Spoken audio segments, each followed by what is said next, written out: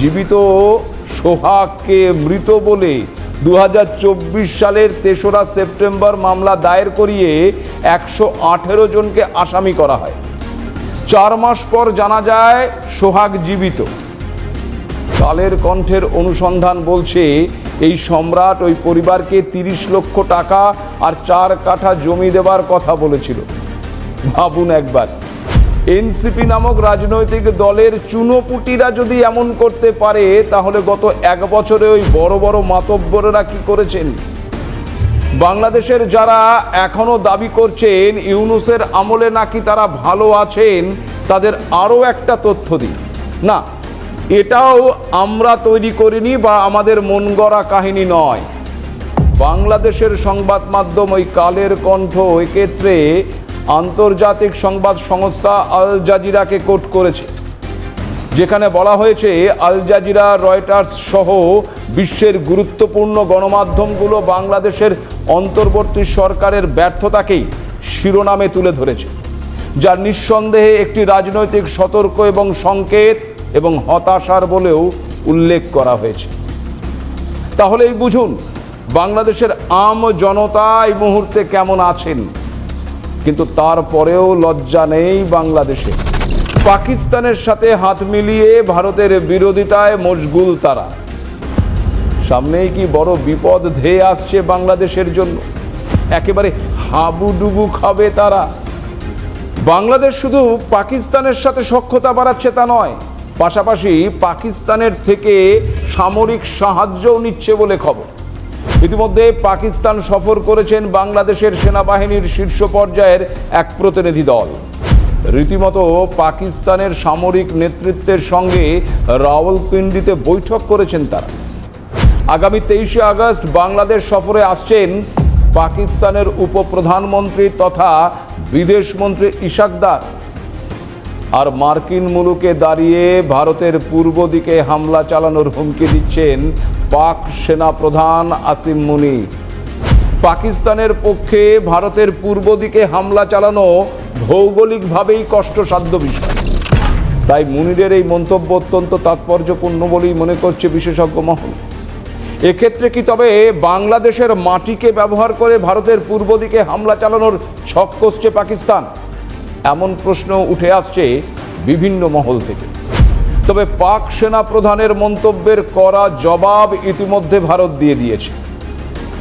মার্কিন মুলুকে গিয়ে মুনিরের এই মন গড়া খেয়ালি পোলাও যে একেবারেই অখাদ্য তার বলার অপেক্ষা রাখে না। কিন্তু আমেরিকার হাতের পুতুল পাকিস্তানকে দেখে যদি বাংলাদেশ বেশি লাফালাফি করে, তবে তাদের কপালেও যে শনি নাচছে তা বলাই যায়।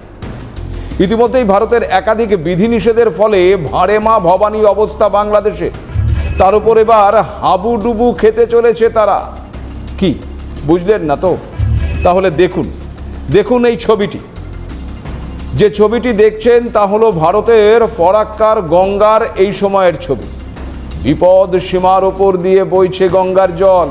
দুকুল ছাপিয়ে যা আবার ঢুকে পড়েছে পার্শ্ববর্তী কিছু গ্রামেও। ফরাক্কার সমস্ত গেট খুলে দিলে, মানে ফরাক্কা ব্যারেজের সমস্ত গেট খুলে দিলে ওই জল যে সোজা পদ্মায় গিয়ে পড়বে তা সবাই জানে। আর এই বিপুল জলরাশি অনায়াসেই বাংলাদেশকে প্লাবিত করবে। এমনিতেই প্রতি বছর বন্যায় খাবি খেতে হয় বাংলাদেশকে। এবার ভারতে বর্ষার পরিমাণ বেশি, ফলে নদীগুলো রীতিমতো ফুঁসছে। বন্যার প্রকোপও তাই ভয়াবহ হওয়ার আশঙ্কা করা হচ্ছে। এদিকে আর্থিক ডামাডোল, অন্যদিকে আবার প্রাকৃতিক দুর্যোগ। জেরবার হতে চলেছে কি ইউনূস সরকার। এর মাঝেই আবার আরও একটি খবর ইউনূসের রাতের ঘুম উড়িয়ে দিয়েছে বলে মনে করছে অনেকেই। আর তা হলো শেখ হাসিনার তরফে স্বৈরাচারীদের উৎখাত করে সোনার বাংলা গড়তে জনতার দরবারে 21 দফা দাবি পেশ। ফ্যাসিস্ট ইউনূস সরকারকে হটাতে গণ আন্দোলনের ডাক দিয়েছেন মুজিব কন্যা। রবিবার আওয়ামী লীগের অফিসিয়াল এক্স হ্যান্ডেলে এই 21 দফা দাবি তুলে ধরেছেন তিনি। 21 দফা দাবির মধ্যে রয়েছে বাংলাদেশের সুস্থ গণতন্ত্র ফেরানোর পাশাপাশি সংবাদ মাধ্যমের স্বাধীনতা, নারী এবং সংখ্যালঘুদের সুরক্ষা সুনিশ্চিত করা এবং জাতির জনক শেখ মুজিবুর রহমানের ঐতিহ্যমণ্ডিত ধ্বংসপ্রায় স্থানগুলিকে সংস্কার করা। ইউনূস সরকারকে ক্ষমতাচ্যুত করতে আরও একবার মুক্তিযুদ্ধের আহ্বান জানিয়েছেন প্রাক্তন প্রধানমন্ত্রী শেখ হাসিনা। একটি দীর্ঘ চিঠিতে জনসাধারণকে দেশের পরিস্থিতি সম্পর্কে রীতিমতো অবগত করিয়েছেন তিনি। হাসিনা জানিয়েছেন, দেশের অর্থনীতি সম্পূর্ণ ভেঙে পড়েছে, মানুষের ন্যূনতম নাগরিক অধিকারটুকুও খর্ব হয়েছে, সংবাদ মাধ্যম শিকলবন্দি, দিকে দিকে মহিলারা অত্যাচারিত হচ্ছে। এ যেন ৭১-এর খান সেনার ফিরে আসার মতো ঘটনা। বাংলাদেশের শান্তি ফেরানোর উদ্দেশ্যে দেশের সর্বত্র হিংসা বন্ধ করার পাশাপাশি মধ্যযুগীয় ধাঁচের হত্যাকাণ্ডে যুক্ত অপরাধীদের চিহ্নিত করে তাদের কঠিন শাস্তির দাবিও জানিয়েছেন প্রাক্তন প্রধানমন্ত্রী শেখ হাসিনা।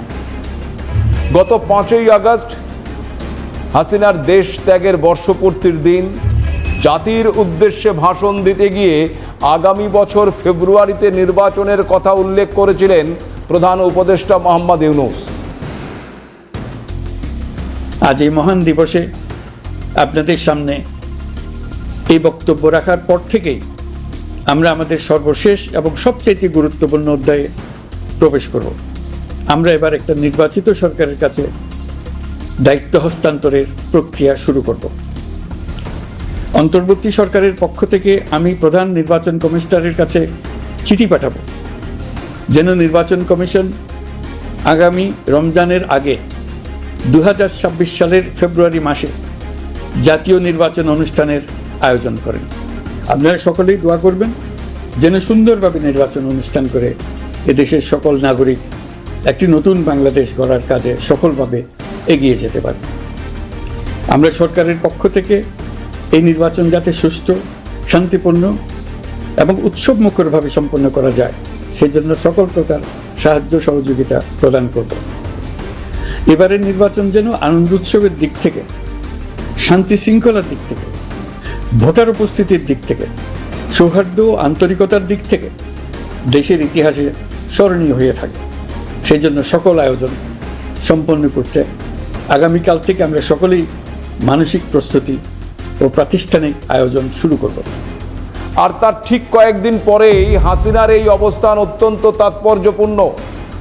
হাসিনা মূলত ইউনূস সরকারের আমলে বারবার সংখ্যালঘুদের ওপর হামলার ঘটনাকে হাতিয়ার করেছেন। পাশাপাশি বাংলাদেশে যেভাবে মৌলবাদী সংগঠনগুলো সোচ্চার হয়েছে তার বিরুদ্ধেও সরব হয়েছেন তিনি। পাশাপাশি বাংলাদেশে মেয়েদের উপর হিংসার ঘটনা বন্ধ করার সঙ্গে নারীদের অধিকার এবং সুরক্ষা সুনিশ্চিত করার দাবি জানিয়েছেন হাসিনা। বাংলাদেশের আম জনতাও বুঝতে পারছেন তারা কি অবস্থায় ছিলেন আর এখন কি অবস্থায় আছেন। ফলে আগামীতে তারা কি অবস্থায় থাকতে চান সেটাও তাদেরই ঠিক করতে হবে।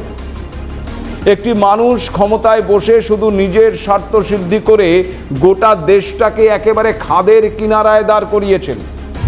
বাংলাদেশিদের একটা বিরাট অংশ মনে করছে গত ১ বছরে বাংলাদেশ আরো কয়েক বছর পিছিয়ে গেছে।